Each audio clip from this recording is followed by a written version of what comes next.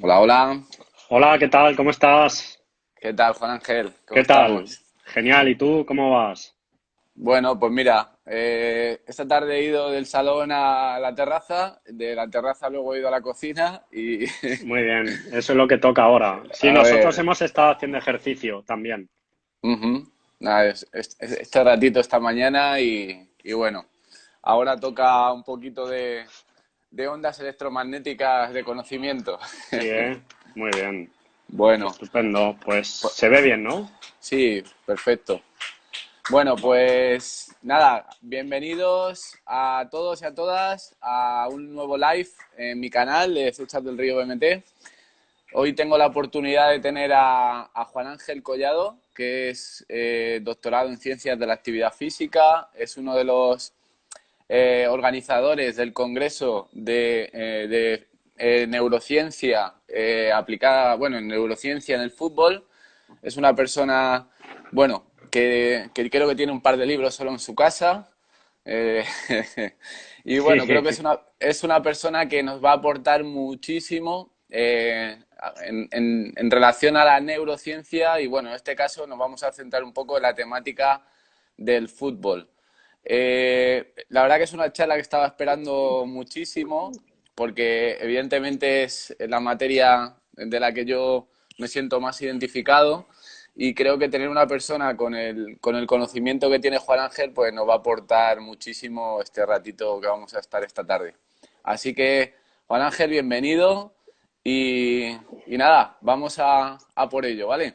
muchas gracias, César, por la invitación y antes de nada mandar mucha fuerza, mucha energía, mucha empatía y mucho ánimo a toda la gente, a todos los profesionales que estamos aportando nuestro granito de arena para superar estas circunstancias tan excepcionales y tan difíciles en las que vivimos en la actualidad en todo el mundo. Por tanto, desde aquí yo creo que ambos les mandamos toda esa energía y toda esa pasión que esta dificultad la vamos a superar con mucha resiliencia. Así que muchas gracias por la invitación, Exacto, César.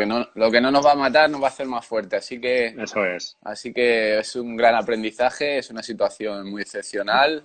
Yo no me imaginaba tanto tiempo en mi casa cuando la he Ya, hecho bastante de menos estando fuera, pero bueno, al final las cosas han venido como vienen y a por ello, no queda así otra. es. Hay que menos quejarse y más adaptarse y al toro, ¿no? Agarrarlo por los cuernos y ya está. Eso es. Bueno, pues vamos allá. Vamos a hablar de diferentes aspectos relacionados con la neurociencia y muy bueno, enfocado, como he dicho, al fútbol. Pero antes de meternos un poco ya en la temática específica del fútbol, vamos a hablar un poco bueno, y quiero que también la gente vea que lo vamos a hacer de forma lo más sencilla para que todo el mundo pueda entender, ¿vale? Vamos a hablar un poco bueno, de la teoría jerárquica del movimiento, en la cual, bueno, nos marca unos niveles, ¿no? Desde superior a inferior, en relación a que desde abajo el movimiento es más reflejo, es más complejo desde el punto de vista del control. En cambio, a medida que vamos subiendo a niveles superiores, el movimiento es más simple, pero a la vez tiene mucha relevancia, porque al final va a ser digamos, el que va a afinar, ¿no? Al final la corteza va a afinar el movimiento a nivel involuntario. Entonces, yo, Juan Ángel, lo que te iba a preguntar, eh, en este caso, bueno, ya me tienes un poquito así en el tema del fútbol, ¿cómo le explicarías a la gente, Dios, qué zonas de nuestro sistema nervioso central son las que predominantemente regulan el movimiento en el fútbol? Sí, antes vamos a hacer una breve introducción para Ujú. contextualizar. Vamos a hablar del cerebro humano, que yo creo que es uno de los grandes desconocidos del universo. Dice el doctor y neurocientífico Francisco Mora que cuanto más diversa es una especie, mayor individualización hay en la misma, ¿no? El cerebro de un adulto tiene aproximadamente 86.000 millones de neuronas, que es una barbaridad. Total, Pero es nada. que cada neurona conecta aproximadamente con otras 1.000 o 10.000. Por tanto, ¿cuántas conexiones sinápticas se establecen en el cerebro? 10 elevado a 14. Es decir, un 1 y al lado 14 ceros. Además, hay que decir que el cerebro, la masa cerebral, representa aproximadamente un 2% del peso de una persona. Es decir, si tú pesas 70 kilos, tu cerebro aproximadamente pesa 1,5 kilos. Y hay que destacar que, a pesar de que solamente representa el 2%, tiene un consumo de oxígeno y de glucosa aproximadamente del 20-25%. Esto para contextualizar lo que es el cerebro. La pregunta, para centrarnos en la pregunta, nos has hablado muy bien que existirían las conexiones up-down, ¿no? De arriba abajo, y también bottom-up, de abajo a arriba. Digamos que las conexiones más subcorticales o más antiguas son las que están abajo, el piso de abajo, y el córtex prefrontal serían las más modernas. ¿Qué área es esencial en el fútbol? Pues en este caso sería la corteza motora. Vamos a hacer una cosa muy sencilla. Nos vamos a levantar y vamos a andar para coger algo que esté cerca de nuestra vista. Por ejemplo, yo voy a coger un vaso de agua. Bueno, yo te veo. ¿Vale? Vengo, traigo el vaso de agua. ¿Qué sucede? Que yo he centrado prácticamente todos mis recursos en el brazo y en coger el vaso de agua, ¿no? Pero yo en ningún momento he pensado en caminar, porque caminar aprendemos cuando somos niños y es un patrón motor que tenemos automatizado. Hay una investigación muy chula de unos japoneses en el que comparaban el cerebro de Neymar con otros futbolistas profesionales, nadadores, etcétera. Y el área motora que implicaba el cerebro de Neymar era prácticamente diminuta en comparación con otros deportistas. ¿Esto qué significa? Que Neymar tiene automatizado o tiene automatizada la ejecución y, por tanto, libera aspectos perceptivos, cognitivos para atender al ambiente. En este caso, para atender a sus compañeros, para atender a sus rivales, para saber dónde está el portero, la portería. A estos estudios ha hecho referencia mi amigo Iván Rivilla, tanto en el libro de Neurociencia, Deporte y Educación, como en su libro de los 30 hábitos para ser un entrenador de fútbol más efectivo. Muy bien. Entonces, Juan Ángel, un poco para que el que no entienda así un poco de neurociencias lo vea, realmente estamos hablando que la gran diferencia de ese top a lo mejor un deportista tal es la automatización que ha generado en las acciones a través del aprendizaje, es decir, ha generado un aprendizaje a través de un control más neocortical, ¿no? Y a medida que ha ido automatizando, esas acciones han pasado, vamos a decir, como a una despensa de movimiento automático que hace que su cabeza o su cerebro tenga mayor percepción de otros estímulos que a lo mejor a otras personas no le da tiempo a gestionar, por decir de una manera. Me haces una pregunta que condensa muchísimas respuestas. Efectivamente, digamos que las fases serían las siguientes. Es de incompetencia inconsciente, yo no sé que no lo sé, a incompetencia consciente, yo sé que no lo sé, a competencia consciente, yo sé que lo sé, a competencia inconsciente. Digamos que uno de los cambios mayores en el mundo de la neurociencia en general y del fútbol en particular fue la publicación del error de Descartes, de los marcadores somáticos. ¿Esto qué quiere decir? Bueno, es que he empezado por el final, luego vamos al principio, de cómo llegar a estas fases. ¿Qué quiere decir? Que cuando yo tengo una experiencia va ligada a una emoción y esta puede ser agradable o desagradable. Lógicamente, cuando es agradable en una situación, tiendes a repetirla. La emoción puede hacer lo siguiente. Por ejemplo, si tú te vas a comprar una casa, del sistema límbico de la amígdala parte la emoción al córtex prefrontal, Ujú. ¿no? Y tú tranquilamente y con mucho tiempo tomas las decisiones. ¿Qué sucede? Que en el deporte y en el fútbol esto es imposible. Entonces, ¿qué hace, qué hace en este caso las emociones? Van directamente a áreas más subcorticales. Ujú. Por tanto, es una decisión inconsciente, intuitiva, rápida y automática. Lo que has dicho también en los procesos, esto estamos hablando de la élite y es lo Sí. que diferencia a los jugadores top, ¿no? Todos recordamos la selección de los bajitos que Ujú. tantos éxitos nos ha dado a los españoles. ¿Qué sucede en procesos de entrenamiento? Tú has hablado de un concepto que es muy importante, que es la plasticidad cerebral. Ujú. En este caso, hay una investigación muy chula realizada 2000 y 2006 con taxistas en Londres, que consistía en lo siguiente. Por un lado, se analizaron taxistas y no taxistas en el 2000. Y por otro lado, también se analizaron en el 2006 taxistas y conductores de autobús de líneas regulares. ¿Qué sucedió? Que los taxistas, como tenían que ir por rutas impredecibles, por rutas diferentes, conocerse todas las calles, tenían un volumen mayor en el hipocampo, que es el área de la memoria y también, Ujú. lógicamente, del aprendizaje. ¿Qué quiere decir? Sintetizando, si nos vamos al dicho castizo, si quieres recoger uva y grano, poda tarde y siembra temprano. Es decir, la especialización no es un criterio para llegar a la élite en ningún caso.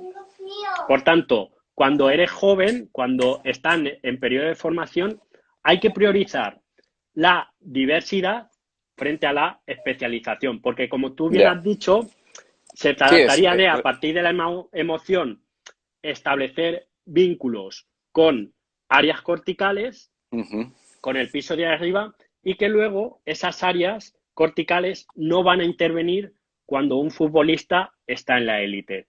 Hay que dar un dato que es, yo creo, esencial. Antes decíamos que el cerebro pesa aproximadamente 1,4 kg, 1,5 kg y que tiene 86.000 millones de neuronas. ¿Sabes dónde están el 80% de esas neuronas? En el cerebelo.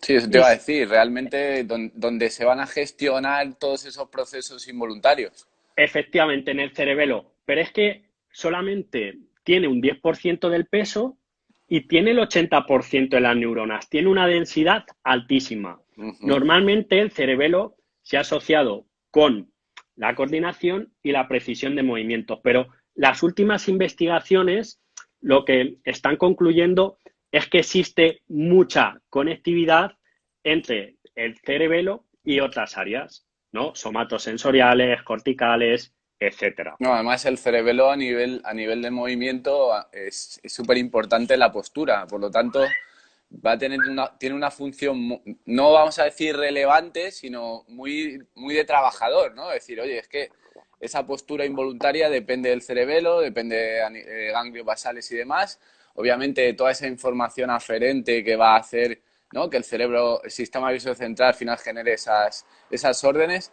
Pero me parece súper interesante lo que has comentado, que en etapas tempranas al final lo que se trata es de recibir mucha información y no ser tan específico en esas fases, porque claro, cuando tú te vuelves específico, al final digamos que automatizas tanto que en el momento que te sacan de ese patrón ya no sabes qué hacer.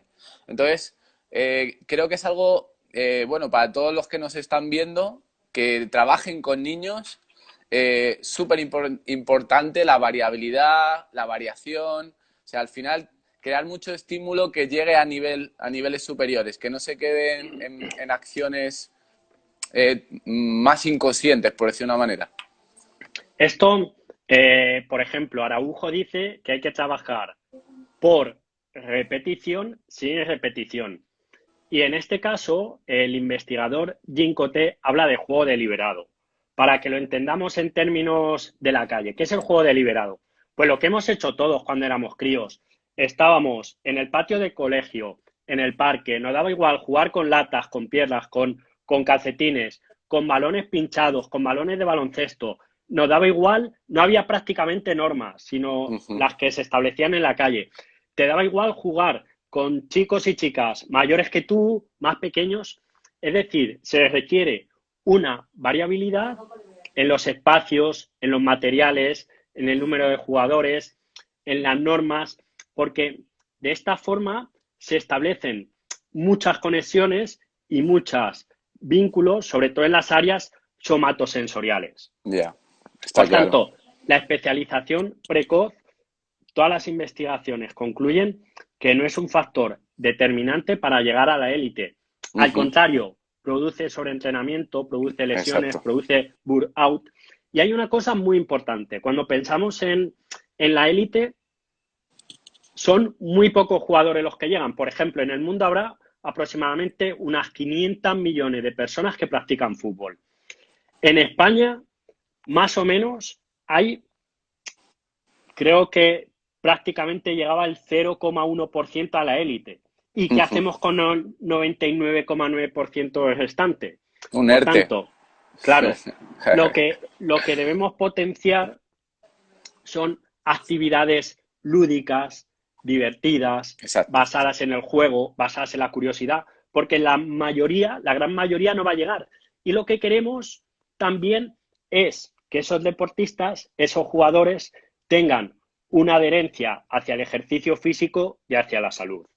Eso es lo que se ha visto en los últimos años, el concepto futbolero, ¿no? Que había antes, que era yo solo doy patadas a un balón y de ahí no salgo, y no soy deportista real, no soy una persona activa, no Eso estoy es. habitual al movimiento. Y en cambio ahora sí que es cierto que el deportista de élite no solo fomenta el fútbol, sino también fomenta la actividad física, el moverse, el estar en forma, ¿no? Acuérdate, pues, por ejemplo, yo que sé, futbolistas de hace 20 años que los ves ahora y están todos barriletes, están todos dejados, Sí, ¿no? En cambio ves ahora, por ejemplo, Luis Enrique, que se retira, el tío sigue. O sea, son personas que han cambiado un poco ese paradigma, ¿no? Y yo creo que esto es súper importante que nos demos cuenta, ¿no? De la importancia de trabajar el cerebro, en definitiva, en edades tempranas que estamos aprovechando esa neuroplasticidad, estamos aprovechando esa capacidad que tiene nuestro cerebro de crear nuevas conexiones para que en un futuro, bueno, pues si ya quieres centrarte en algo, pues céntrate, ¿no? A mí me gusta verlo como una analogía como el ordenador que tengo ya mismo delante, ¿no? Que al final yo quiero meterle diferentes hardware, ¿no? Para que cuando quiera hacer una tarea específica, tener las herramientas. Pues claro, si solo utilizo un programa, pues en el momento que me sacan de ese programa, mi cerebro ya no sabe qué hacer. Ya lo que va a hacer es repetir siempre el mismo patrón. así es. Sí, Me estoy parece. completamente de acuerdo contigo. Además, si hablamos a nivel neuronal, dentro de la sinapsis, es decir, cuando dos neuronas conectan, se agregan neurotransmisores. Ujú. En este caso, el neurotransmisor de la dopamina está relacionado con el placer y la motivación. Sí. Obviamente, en edades tempranas, para generar esa adherencia, Crear debemos retos. fomentar efectivamente variabilidad, desafíos, diversión, exploración, curiosidad. ¿Para qué? Para estimular ese sistema dopaminérgico mesolímbico, porque está en las áreas Ya. relacionadas con las emociones, la memoria. Y luego, cuando un deportista da el salto a la élite en ese periodo de transición, lógicamente tiene que establecer metas y objetivos a medio largo plazo, esforzarse mucho. Si previamente no hemos trabajado el sistema dopaminérgico mesolímbico, difícilmente vamos a llegar a ese sistema dopaminérgico mesocortical. Esto es muy fácil. Ya. Si tú, por ejemplo, imagínate que mañana tienes un examen y te llaman para irte de fiesta. Si tú te vas de fiesta, lo que promueves es la inmediatez. ¿no? Ese Ujú. placer inmediato, que es lo que nos provocan las redes sociales. La inmediatez y la expectativa de la inmediatez. Pero si tú eres capaz de quedarte en tu casa estudiando para hacer mañana el examen, estás fomentando esa dopamina, pero en las áreas corticales.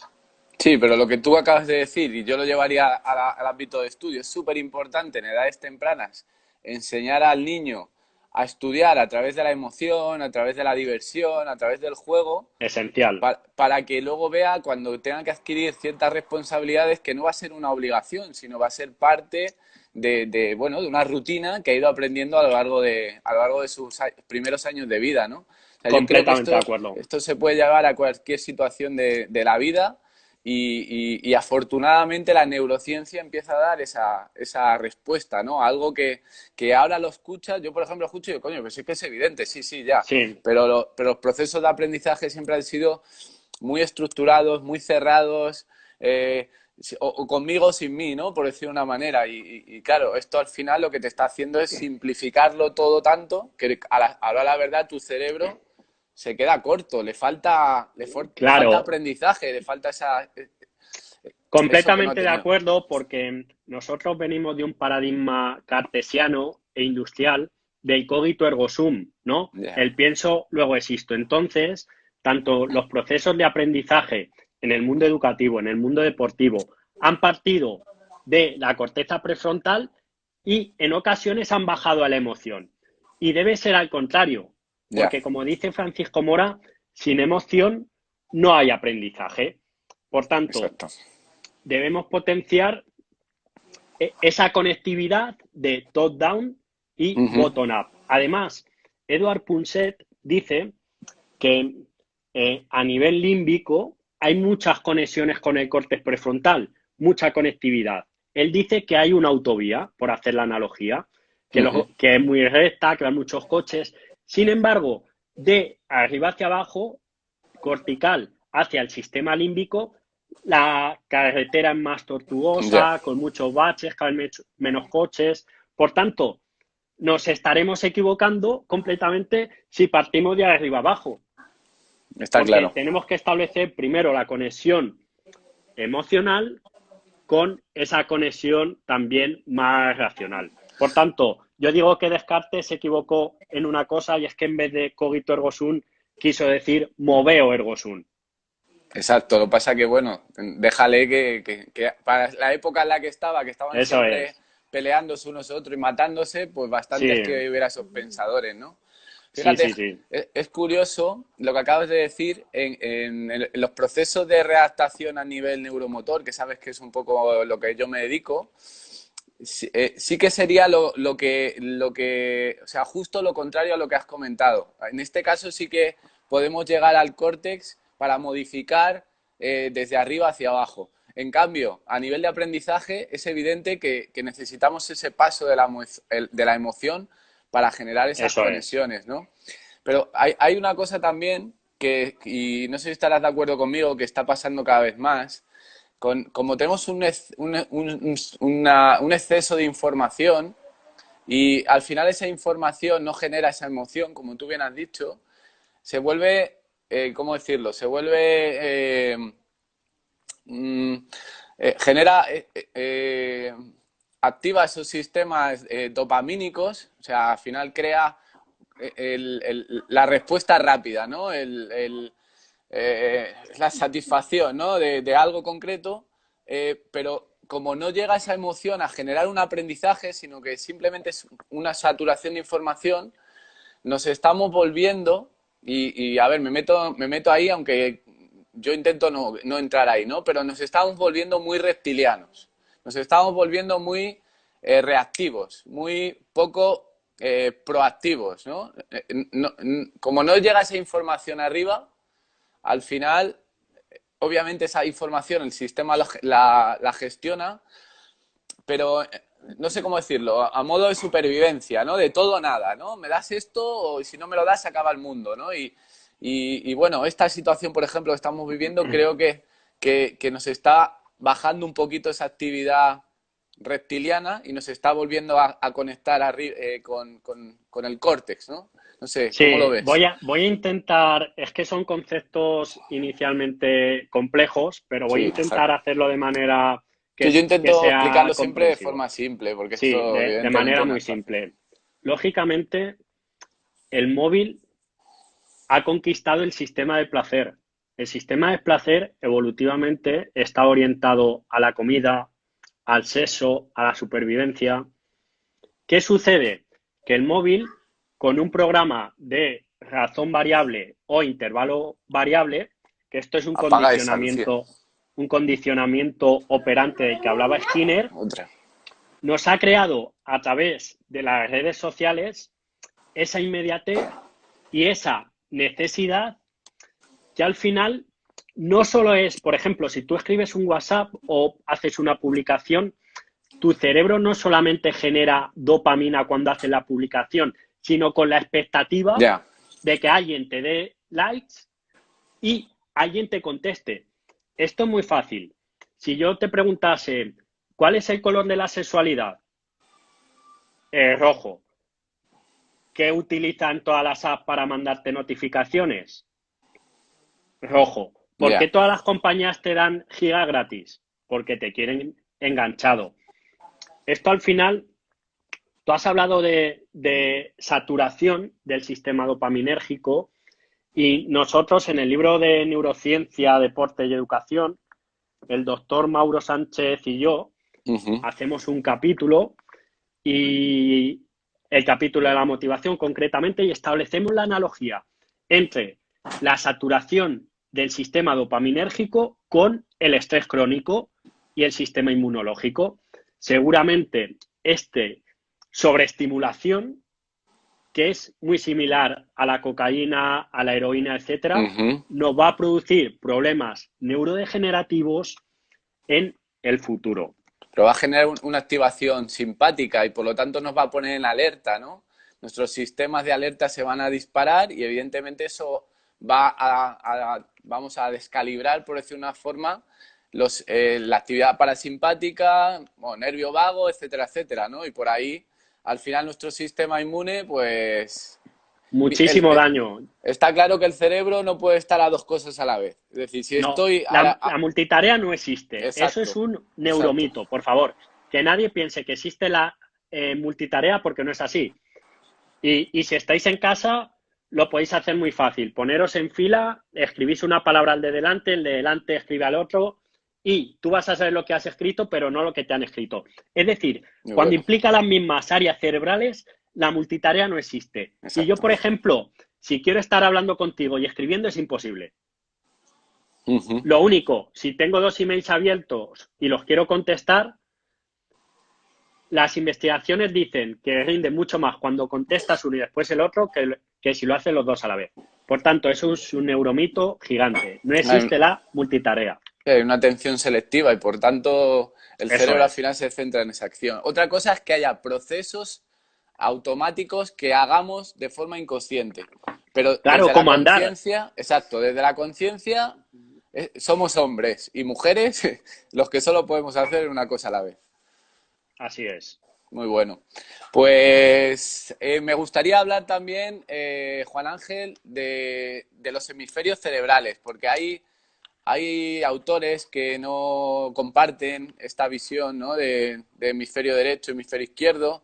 Hay otros, evidentemente, que sí.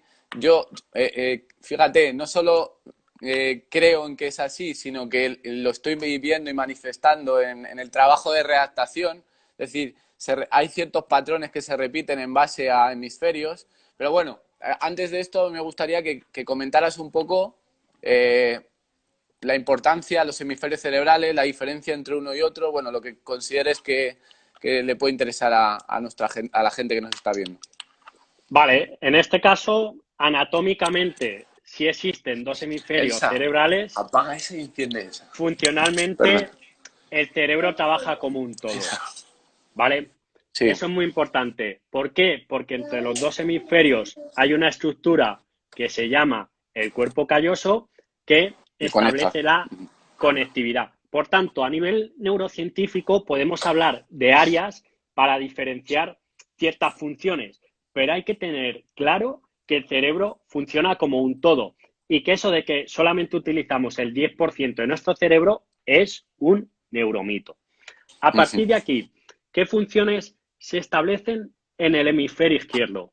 Pues aquellas más secuenciales que llevan un orden lógico, relacionadas con el lenguaje. Ese hemisferio izquierdo, que normalmente la lateralidad motriz suele ser la derecha, normalmente, porque hay muchos tipos también de lateralidad, puede ser cruzada, ambidiestra, sin definir, pero para hacer una introducción.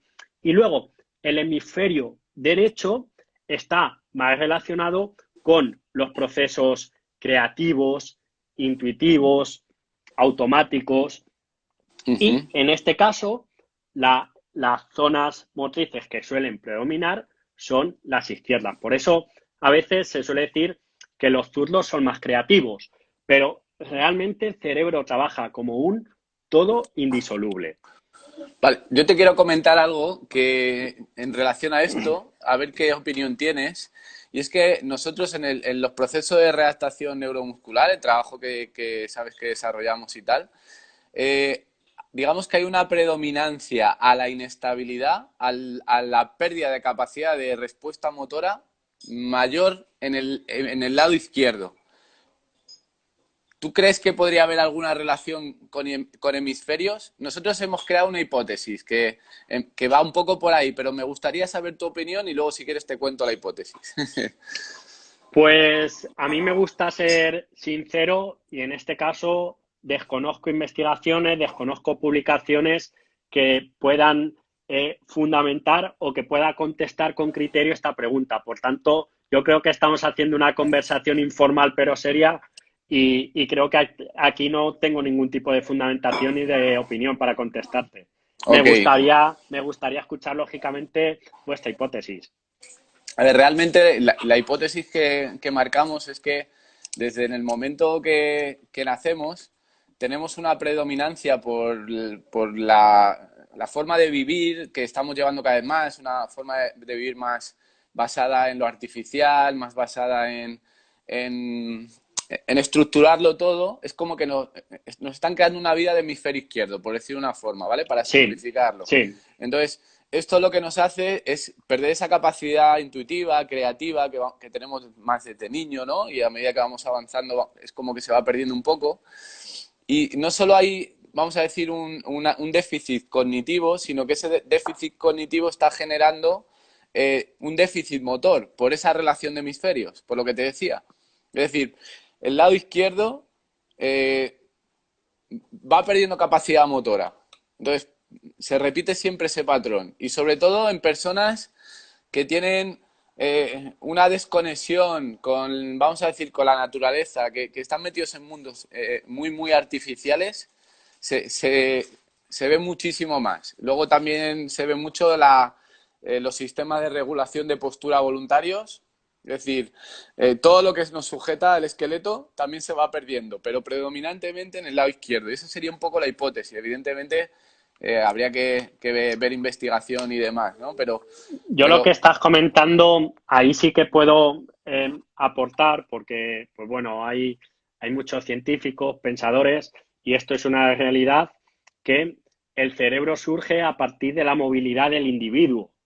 Entonces, como tú bien dices, desde muy pequeños estamos intentando establecer una especialización precoz de áreas inmaduras, por exacto. ejemplo, la lectura, que no están preparadas para llevar a cabo esa lectura con 3, 4 y 5 años, hablo a nivel general. Sí, sí, Lógicamente sí. puede haber intereses por, por leer, ¿no? Los 4 o 5 años, pero digamos que el cerebro está preparado a los 7 años. Y en este caso lo importante es la neuromotricidad, en los aspectos visuales, los aspectos auditivos, los aspectos táctiles, ¿no? Táctiles. Ahora me viene a la cabeza el homúnculo de Penfield, Claro. que tanto en las áreas sensoriales como motoras tiene unas manos muy grandes, porque lo que se necesita mucho en la naturaleza, la exploración, el descubrimiento, y es lo que están perdiendo hoy en día los niños y las niñas, porque como tú bien dices, está todo muy planificado, muy estructurado,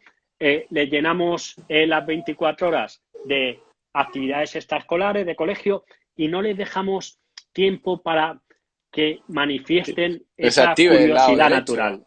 para que haya Eso es. esa activación. De hecho, por ejemplo, en lugares donde no... Mira, te hablo, por ejemplo, cuando estuve en México el año pasado, ¿no? Yo hice sesiones en la Ciudad de México y luego hice sesiones en una ciudad que está en la frontera, que es una ciudad, vamos a decir, más rural, por decir de una manera. En la Ciudad de México, que es todo como muy urbanita, ¿no? La mayoría de las personas tenían esta peculiaridad. En cambio, en la otra ciudad, y te digo de personas más mayores, más jóvenes, da igual.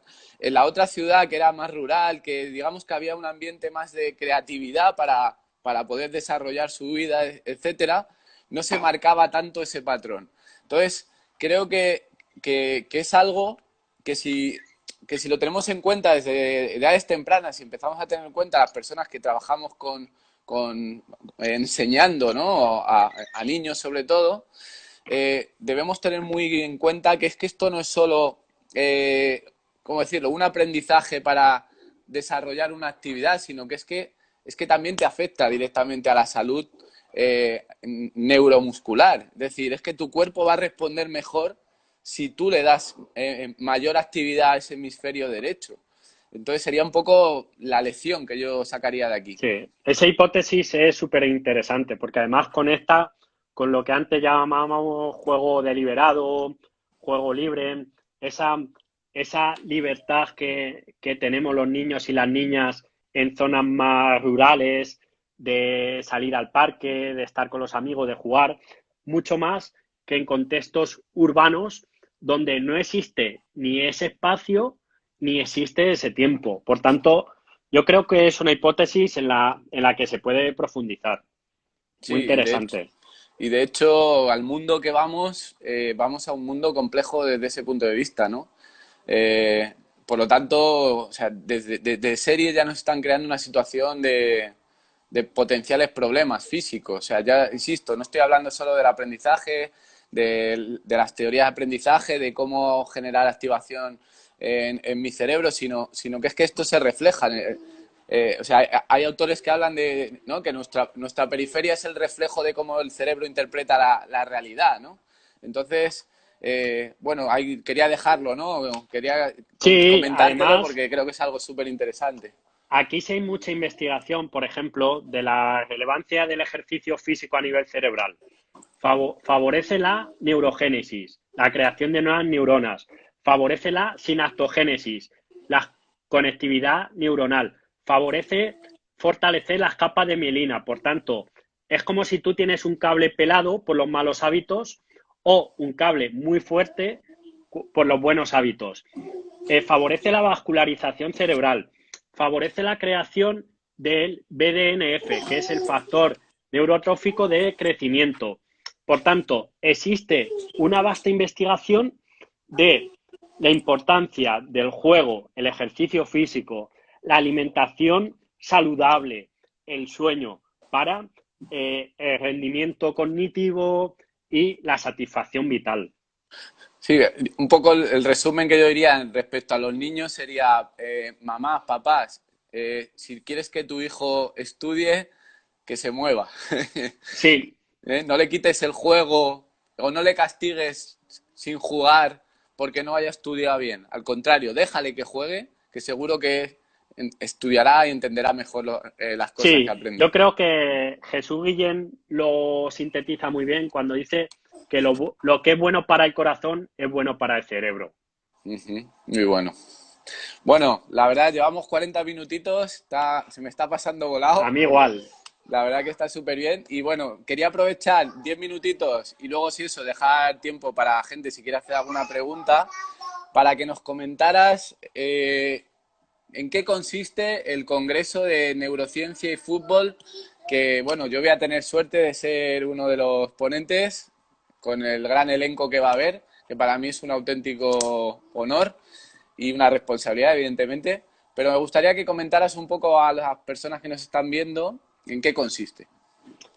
Pues realmente es un desafío muy apasionante porque queremos dar visibilidad a lo que los entrenadores, preparadores físicos, cuerpo técnico vienen haciendo y hay muchos que se están formando en ello. De hecho, hay un libro que se llama José Mourinho, el entrenador alienígena, de Sandro Modeo, que está por aquí, que ya él dice que entrena en base a patrones neurocientíficos. Es decir, los miércoles y los jueves entrena diferentes áreas cerebrales a nivel orbitofrontal, etcétera, para favorecer la toma de decisiones, la atención. Los viernes trabaja más las áreas motoras con la técnica. Es decir, que hay entrenadores, lógicamente, que lo saben y que lo hacen. Por tanto, en este caso, nosotros vamos a hacer un abordaje al ámbito del fútbol desde la neurociencia. Pues está Asier para el análisis de datos y Big Data. Está también a nivel de Estados Unidos Marcus Di Bernardo, ¿no? Que nos va a hablar sobre el desarrollo cerebral. Está Iván Rivilla, que es coordinador y que es un referente en el mundo del fútbol, que nos va a hablar de los enfoques comprensivos. Está también Manuel, que nos va a hablar sobre la salivación. Juan Lázaro, que nos hablará sobre la comunicación no verbal. Está también Uri, que nos hablará del sueño. Está Paco Alarcón, que nos hablará de la creatividad e inteligencia intuitiva. Mauro Sánchez, sobre funciones ejecutivas. No me quiero dejar a nadie. Alejo García, sobre variables neuropsicológicas en la cantera. Y David Llopis, sobre variables neuropsicológicas en el alto rendimiento.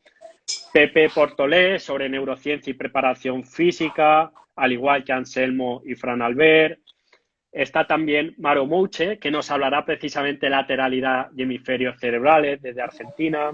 José Máiquez, de cómo aplicar el método del visual training al fútbol. Alejandro Urbeli, de la variabilidad en la práctica. José María del Pino, sobre inteligencias múltiples. Un tal César de Río, que lo conocerás, sobre adaptación neuromuscular y neurobiomecánica. Y finalmente Dani y yo, que vamos a hacer una introducción a cerebro, mente y fútbol. Seguramente ampliemos el equipo. Pueden consultar la información en fútbolyneurociencia.com, en la web, o fútbol y neuro en Twitter e Instagram. Y además hemos creado un apartado donde ponemos sabiduría. Que aquí en Sabiduría hay artículos científicos y tesis doctorales. Hay también vídeos chulísimos. Hay también notas de prensa, recomendaciones de libros, etcétera. Y en principio lo organizaremos o se pondrá a disposición el 10 de octubre de 2020. Y también estamos escribiendo un libro que estoy súper satisfecho con los capítulos que están llegando porque tiene un nivel altísimo y creo que este abordaje interdisciplinar, esta mirada de otra perspectiva, yo creo que vamos a aportar mucho al mundo del fútbol, a mucho de lo que ya hay. Y hay muchas cosas buenas y los entrenadores, lógicamente, cuando estás en la élite y eres top, tienes en cuenta la neurociencia. Eso es esencial.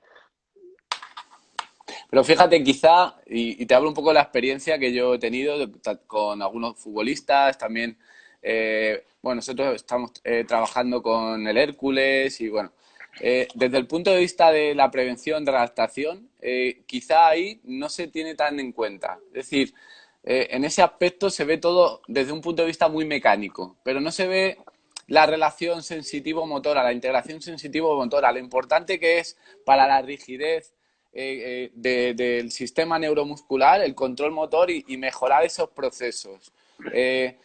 Parece que una lesión puede tener una componente emocional, pues es multifactorial, sí, pero ¿tú has visto realmente esa conexión sensitivo-motora? Si hay un déficit sensorial que está generando un mecanismo de protección y por lo tanto un exceso de tensión, y cómo eso se puede trabajar y modificar, evidentemente esa es la parte que yo quiero aportar, ¿no? Sí. Entonces, estoy completamente de acuerdo contigo, César, por dos motivos. Uno, venimos de una dinámica que, por ejemplo, por poner un ejemplo, la preparación física se aislaba de los aspectos técnicos, tácticos hemos visto a futbolistas de primera división dar vueltas de resistencia, ¿no? Ujú. Descontextualizado. Y luego no vamos a citar nombres de jugadores de equipos de élite que tienen un sueldo de muchos millones de euros que están teniendo lesiones de manera frecuente y repetitiva porque precisamente no están cuidando los aspectos somatosensoriales. Y en este caso, como tú bien sabes, alteraciones visuales tienen repercusiones en dos cosas. Una, en el rendimiento deportivo y dos, en lesiones. Por tanto, yo doy o damos por hecho que sí, pero también vamos a aportar un valor adicional, o eso esperamos. Y Exacto. también es importante una cosa, yo creo que lo importante no es plantear solo respuestas, sino plantear nuevas preguntas. Si lo que decimos es un error y un fracaso, será también un éxito. ¿Por qué? Porque será una barrera más que ya hemos superado. Y generar controversia, generar discusión, generar debate, yo creo que también ese es un objetivo primordial. Es que, evidentemente, el concepto por ejemplo, aquí en España, ¿no? De la visión del trabajo, y no quiero poner a todo el mundo el mismo saco, pero el enfoque funcionario, es decir, yo ya he estudiado, ya está todo inventado y ya de aquí no hay nada. O sea, lo único que te hace al final es generar una zona de confort muy ¿no? Cómoda, pero no evolucionas, ¿no? Entonces, esa crítica constructiva es lo que hace que la ciencia siga avanzando y el replantearte los procesos para dar diferentes resultados, sobre todo cuando el resultado no es el que buscas, ¿no? O sea, mira, te hablo de una experiencia que tuvimos una reunión con el médico de un equipo de primera división, no voy a decir el nombre, eh, y llevaba desde el 2004 en el club, esto fue el año pasado, a finales del año pasado, o sea, estaba hablando de 15 años, y él hablaba que el índice lesional del primer equipo había sido entre un 40 y un 70%, y se sentían satisfechos. Y yo decía, eh, o sea, ¿cómo eres capaz de conformarte en esa situación? O sea, yo no podría, yo personalmente, mi trabajo si he evolucionado ha sido por cuestionarme hasta lo que hacía bien, quería hacerlo mucho mejor, ¿no? Entonces, al final el ser humano tiende a eso, ¿no? Tiende a buscar esa comodidad, pero el encontrar gente con esa inquietud, pues para mí, lo primero es un lujo, lo segundo, me hace sentir que no soy el único bicho raro en el mundo, y lo tercero, que estoy seguro que de aquí van a salir cosas muy, muy buenas. Hmm. Yo estoy también completamente seguro y la competencia esencial del siglo XXI es aprender a aprender. ¿Por qué? Porque el enfoque de la industrialización y el enfoque racional se está acabando. Es decir, hoy en día los problemas que surgen y que van a surgir requieren respuestas y soluciones creativas, divergentes, que valen para un contexto, una situación y un tiempo corto. Y quien no se recicle continuamente se va a quedar fuera en todos los ámbitos, en el Está ámbito claro. educativo, en el ámbito deportivo, en el ámbito empresarial. A mí me gusta decir que hay que saber mucho de poco y poco de mucho. Es decir, un buen profesional tiene que tener mucha profundidad en su Ujú. área, pero también tiene que tener amplitud o cierta amplitud. ¿Por qué? Porque esa perspectiva diferencial es lo que te va a facilitar que seas bueno en tu área. Pues, por ejemplo, en el tema de lectura, yo prácticamente no leo nada de educación física, que es mi ámbito, prácticamente nada. ¿Por qué? Leo mucho de arte, leo mucho de arquitectura, leo mucho de empresa, leo mucho de liderazgo, leo mucho de creatividad, leo mucho de publicidad. ¿Por qué? Porque me da una perspectiva diferente. Ya no afronto, como tú bien dices, los mismos problemas con las mismas soluciones, con los mismos autores, con las mismas teorías, sino que me gusta también tener esa mirada limpia o esa mirada desde fuera. Sí, tener esa capacidad también para tomar tus propias decisiones. Es decir, al final es lo que hablábamos del niño al principio, recibir mucha información para luego tener la capacidad de dar un mayor abanico de respuestas, ¿no? Y no solo quedarte en el sota, caballo y rey, ¿no? Eso es. Muy bueno. Pues nada, Juan Ángel, si te parece, y dejamos un ratito a ver si alguien nos quiere hacer alguna preguntita de todas las personas Genial. que nos están viendo. Voy a ver si alguien hubiera puesto alguna pregunta mientras que estábamos hablando, porque la verdad que yo estaba Muy bien. pendiente de lo que estabas diciendo y no me he Sí, se me ha fijado. pasado el tiempo volando. Sí, no, la verdad que ha estado genial. Yo creo que van a tener que hacer otro live de estos Cuando quieras. porque, porque hay muchos temas que se pueden trabajar. Bueno, nada, han puesto así algún comentario, pero no de preguntitas. Vale, a ver, Carlos Javier Solís dice, ¿podría repetir las 4 fases relacionadas con el ejercicio físico? Y decía Hemos estado neurogénesis. hablando, sí, hemos estado hablando de los beneficios del ejercicio físico y hemos citado sobre todo la neurogénesis, sinaptogénesis, vascularidad cerebral y también la creación de BDNF. Es una hormona. Factor neurotrófico de crecimiento que fomenta la neurogénesis y que se genera con el ejercicio físico, pero también con la alimentación. Por ejemplo, el salmón es un pescado graso que es muy beneficioso para nuestro cerebro. Bueno, y fíjate, las nueces es lo más parecido a nuestro cerebro en un fruto, ¿no? O sea, algo tendrán que ver uno con el otro, ¿no? Sí, a mí me preguntaron si sabía alguna teoría sobre las nueces con el cerebro, no se quema fruto seco con el hígado. Yo todavía lo desconozco. Sí. Seguramente la madre naturaleza lo haya creado por algo. Bueno, vamos a ver si hay alguna preguntilla más por ahí.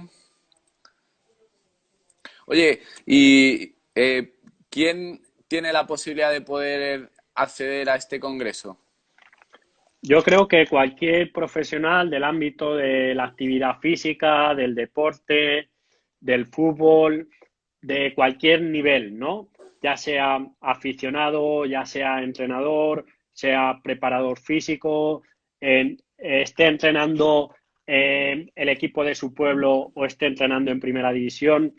Yo creo que el elenco de autores y la diversidad de ponencias es tan potente que se puede apuntar prácticamente cualquiera. De hecho, por ejemplo, en el capítulo introductorio estamos relacionando el amor ese que existe entre el aficionado y su equipo con el neurotransmisor de la oxitocina, que Ujú. es el vínculo social, ¿no? ¿Por qué los aficionados cantan su himno o por qué el Cholo anima tanto a su afición? Es decir, que no va a ser excesivamente técnico, Ya, ya, ya. Sí, sino sí. que vamos a intentar aterrizar los conocimientos que existen en la neurociencia para, pues, sobre todo, generar ruido, generar debate, generar controversia y seguramente dilucidar muchos aspectos que intuitivamente se hacían bien, pero ahora, a través de la investigación, vas a poder corroborar que lo estás haciendo bien o no. Entonces, yo creo que el público Sí, en es definitiva, cualquiera que quiera aprender, disfrutar y compartir pues experiencia y buenos momentos con nosotros. al final es poner un poco en contexto todo lo que vemos, que realmente no sabemos por qué pasa, y todo tiene una explicación, y sobre todo el cerebro empieza a dar muchas explicaciones a estos procesos que parece que son, ¿no? Porque algo habitual se normaliza, ¿no? Vale, vamos a ver la última pregunta. Dice, ¿qué opináis del trabajo analítico descontextualizado en categorías pre-Benjamín y Benjamín? Ejemplo, regatear, fila de conos. Mira, en el libro de Neurociencia, Deporte y Educación hablamos que hemos pasado de las 5 P's tradicionales a las 5 P modernas. El trabajo este más analítico son las P's tradicionales, ¿no? Que es patio, pito, pelota, pelotón, periódico. Y las 5 P's modernas es pasión, práctica, personalidad, perseverancia y propósito.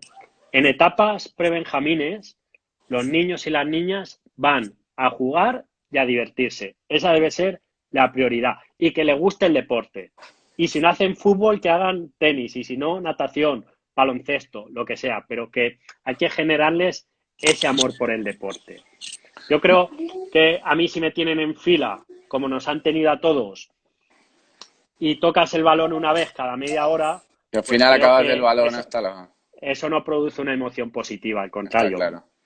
Nada, lo que pasa es que lo que tú has dicho, venimos de sistemas muy lineales, de aprendizaje, en los cuales nadie puede ser diferente, todos tenemos que ser, ¿no? Y hay que marcar los mismos procesos y, bueno, afortunadamente, pues todo eso está cambiando, ¿no? Vale, vamos a esta última pregunta, nos quedan 3 minutitos. De cara al aprendizaje, ¿qué puede generar más impacto? ¿Una repetición representativa, contextualizada, a la que con nuestra intervención generamos un marcador somático concreto, o varias repeticiones menos representativas independientemente del impacto emocional que generemos con nuestro mensaje? Hostias. Vaya pregunta. Yo, Es una yo, yo pregunta iría, yo iría a lo que, que has explicado, ¿no? Que al final es, sí, en edades tempranas, cuanto menos específicos seamos, mejor. Cuanto más emoción haya en el estímulo que le estás pidiendo al niño y que tiene que ver con esa acción, mucho mejor, ¿no? Que el disfrutar es aprender. sí, es una pregunta muy específica y yo también me aventuraría a decir que es muy teórica, ¿no? Porque luego Sí, la realidad cambia. Es decir, medir con precisión la activación de determinados marcadores somáticos, yo creo que es muy compleja, ¿eh? Habría que buscarla y yo te recomiendo El error de Descartes de Antonio Damasio, que seguramente te conteste con más precisión y con más ciencia de lo que lo puedo hacer yo. vale. Bueno, Anatómica dice, a ver si los padres entienden eso de una vez, totalmente de acuerdo. Pero bueno, los padres, sí, evidentemente, y también los educadores, ¿no? Entrenadores educadores. Sí, sí. Vale, y luego la última, que nos quedan 1 minuto y medio, ¿podrías recomendar algo de bibliografía sobre neurociencia? Si quieren neurociencia en general, por ejemplo, Neuroeducación de Francisco Mora está muy bien. Neuroeducación en la teoría, perdón, Neuroeducación en el aula, de la teoría a la práctica de Jesús Guillén, está muy bien. Y yo por aquí tengo todo lleno de libros. Si es que tengo todo lleno de libros. Si quieres algo deportivo, me pueden escribir y yo les puedo recomendar. Si quieren algo más concreto, más específico, es que depende. Para iniciarse en la neurociencia, yo diría Neuroeducación de Francisco Mora está muy bien. Y Neuroeducación en el aula de Jesús Guillén también. Tiene un blog, además, que es Escuela con Cerebro, que está genial. Bueno, pues nada, Juan Ángel. Bueno, este vídeo lo vamos a grabar, ¿vale? Te lo pasaré a ti también, por si Muy alguien lo bien. quiere ver. Nosotros lo subiremos a nuestro canal de YouTube. Y nada, simplemente. Una cosa que ha dicho también Carlos, ¿cómo se pueden apuntar? Si te parece, lo dices rápido, rápido y nos despedimos. Sí, en futbolyneurociencia.com, en entradas, en breve estará disponible el acceso al Congreso. Perfecto. Y yo Bueno, acabo con una frase, si me permiten, muy rápida, claro que sí. de arte, que dice así: la ciencia es racional, lineal, concatena argumentos por inducción y deducción. El arte es irracional, emotivo, un campo difuso de sensibilidad que asocia formas por intuición. Muy bueno. Pues nada, y bueno, Anatómica me dice, desde aquí quiero darte las gracias, César, porque tú pones en práctica esta teoría, tu formación está impregnada de emoción positiva, siempre nos lo pasamos genial. Genial. Pues nada, me alegro mucho y seguiremos así porque es que no hay otra manera de aprender, sí, a través de la emoción. Un Bueno, placer. igualmente, tío, estamos en Muchas contacto. gracias. Un abrazo Gracias grande. a todos. Un Hasta abrazo. luego, Hasta chao. luego. Chao, chao, chao.